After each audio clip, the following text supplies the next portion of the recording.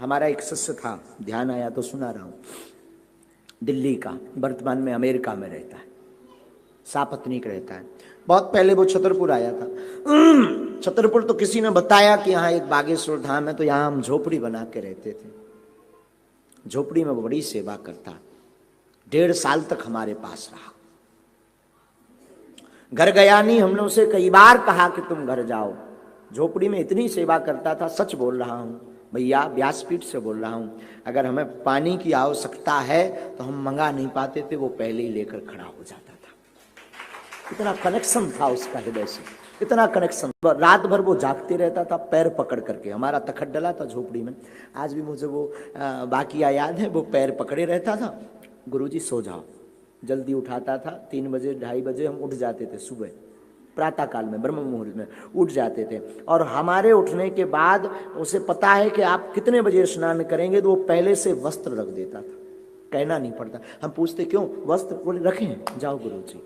पूरी लीपा पोती झोपड़ी रहती थी, लाइट थी नहीं, झोपड़ी रहती थी। दिन भर बैठा, पढ़ा लिखा ग्रेजुएट लड़का, शायद वो अभी कथा सुन रहा होगा, यूएसए में रहता है। उसकी धर्मपत्नी ने फिर केस कर दिया। हमने कई बार उसको कहा कि आप जाओ, उसकी धर्मपत्नी ने फिर FIR की हमारे नाम से। बागेश्वर सरकार ने ऐसा कोई मंत्र हमारे हस्बैंड पर चला दिया कि वो हमारे पास नहीं आता है, पागल हो गया, बसीभूत कर लिया। उस जमाने में पुलिस हमारे लिए बड़ी बात होती थी। पुलिस आई, हमने कहा गर्ग जी आज तो लंबा लफड़ा है, या तो हमने कोई बड़ा चमत्कार करवा दिया या लंबा लफड़ा हो गया। तो पहले लाल बत्ती चलती थी उस जमाने में, तो हाउ हाउ करते हुए पुलिस आई।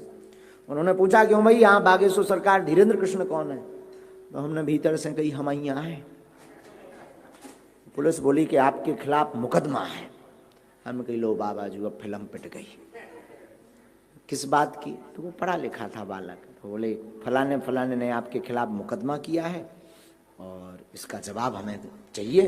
वो लड़का पढ़ा लिखा था, उसकी वो पत्नी भी आई थी पुलिस के साथ साथ। उसने अंग्रेजी में बात की, पता नहीं क्या की, हमें तो खबर नहीं, लेकिन पुलिस प्रणाम करके गई, इतना हमें ध्यान है।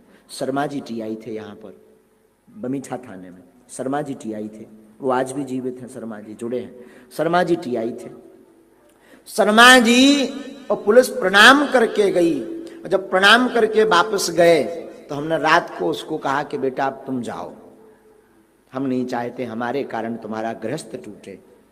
वो गया, बात मान के गया, लेकिन धर्मपत्नी के आवेश के कारण लौटकर आज तक नहीं आया। पर आज ठाकुर जी ने ऐसी कृपा कर दी, पत्नी और वो दोनों वहां रोते रहते हैं। और हमें बता रहा था 10-15 दिन पहले फोन पर कि अब तो वो दिन भर आपकी फोटो के सामने से हटती ही नहीं है। 80 लाख का पैकेज है पर साल का उसका, नौकरी छोड़कर आया था, 80 लाख का पैकेज है उसका पर वर्ष का, वहां अमेरिका में बड़ा काम करता है। तो उसको हमने पूछा कि अब धर्मपत्नी तुम्हारी मानती क्यों? तो उसने पता है क्या जवाब दिया? बोले गुरुजी जब नौकरी लग गई और मैं इस कंपनी में CEO बन गया, तब उसको पता लगा कि गुरु सेवा और संत सेवा होती क्या है।